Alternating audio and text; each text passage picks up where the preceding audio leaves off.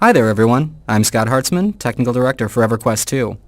We're here today to show off something that the whole team's proud of, an in-depth look at what all the pieces look like when they come together. What you're about to see has all happened inside the game itself. Other than the titles, this is what the game looks like. We hope you'll enjoy seeing EverQuest II, where adventure comes alive. Deep, intimate, meaningful, and entertaining. That's the experience we're going for when people play our game. We're striving for EverQuest II to be the most immersive MMO ever created. One of the ways we're making this happen are through our photorealistic characters and their environments. Here we're making up the party that you'll be seeing advance through their careers.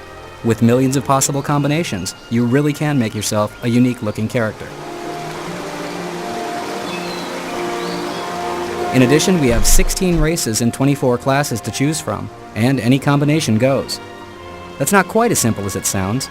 For the evil races, the road to redemption is never an easy one, and the good races will find their descent into darkness is fraught with peril as well. More than 2 million people have been exposed to the EverQuest universe. This tutorial that you're about to see is designed to help both them and players new to online games get familiar with how to play in our world. I am Captain Drake Barnes, and this here fine ship is the Far Journey. Ye hearties pulled you from the sea, you and those other bilge rats. As a part of the game, even the tutorial needs to keep people entertained. It can be! Quick, Ingrid! Secure the loot! I'll be at Lakota off the starboard bow! As you can see, the voices really do add another level of immersion that's never been attempted in a game of this size. We're committed to having voice for all non-player characters that you'll interact with in EverQuest II. That's more than 130 hours of voice, or the equivalent of 65 feature films.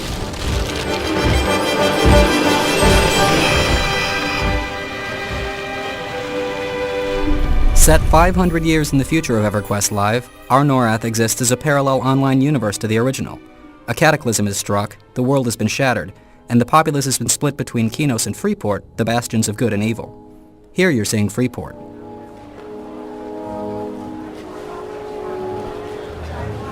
Ruled by Lucan Delir, a name familiar to those who know EverQuest, this is where you'll start out if you choose to play one of the evil races, like a Dark Elf or an Ogre. With EverQuest II, we've also included the concept of an ecology, as you can see here, with those who live in the city going about their daily business. Giving our NPCs their own personalities really does give it that feeling of a living, breathing city.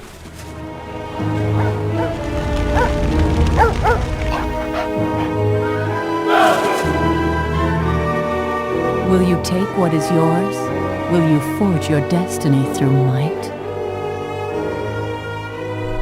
And wherever there's evil, good will be right there to fight it.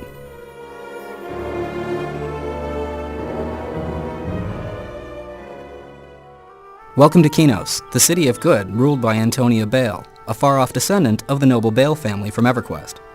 This is where you'll start if you choose one of the good races like a dwarf or a wood elf. Speaking of starting out, one other thing that we're including with EverQuest II is player housing right off the bat.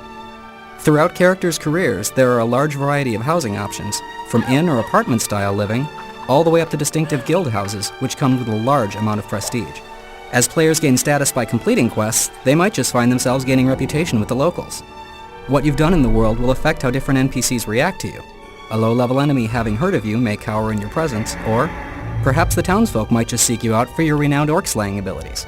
Will you share what you have? Will you set yourself aside and do what is right?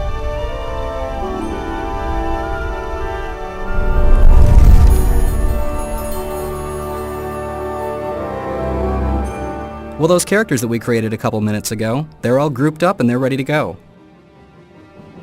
We'll take you next to the Deathfist Citadel out here in the Orcish Wastes, and our characters are right around level 20.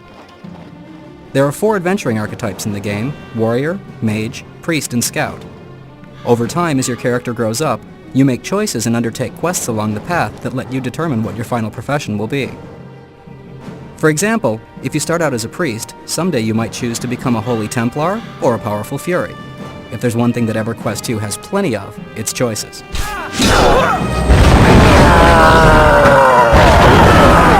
One of our core tenets is that combat not only has to be attractive, but it absolutely needs to be fun. For a lot of people out there, that's the best part of the game: killing things and taking their stuff.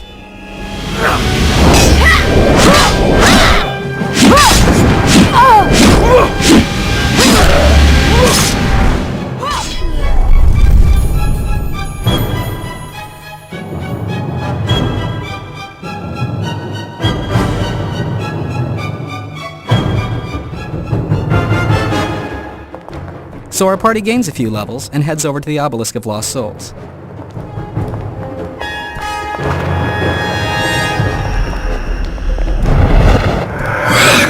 travelers.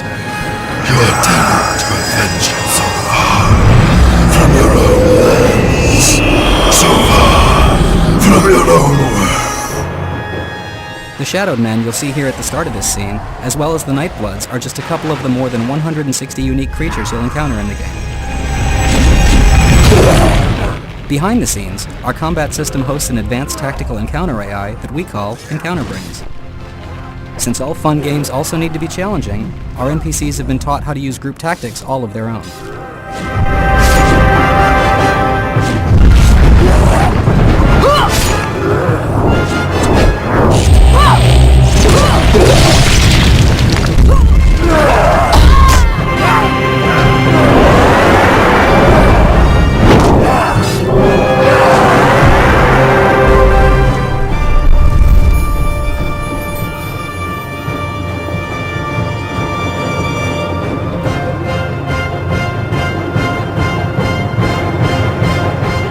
As our party continues their quest, they've decided to come to the Temple of Khazak Thul.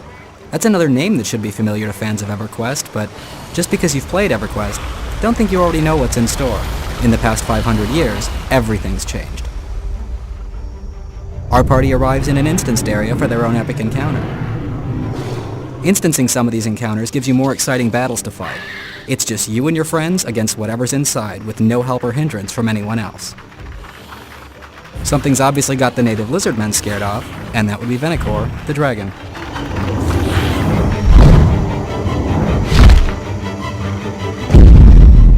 Now that Venicor's landed, let's see how well our party does.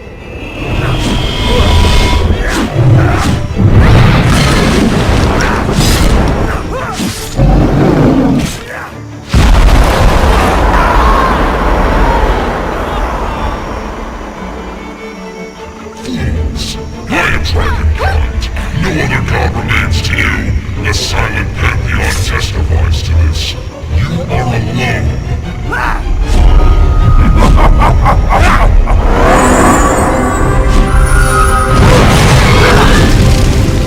Pray to me now. With your screams.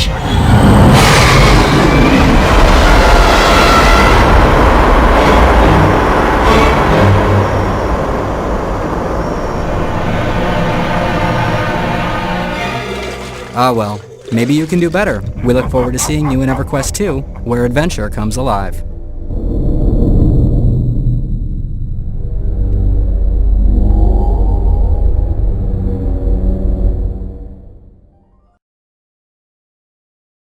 Rated T for Teen.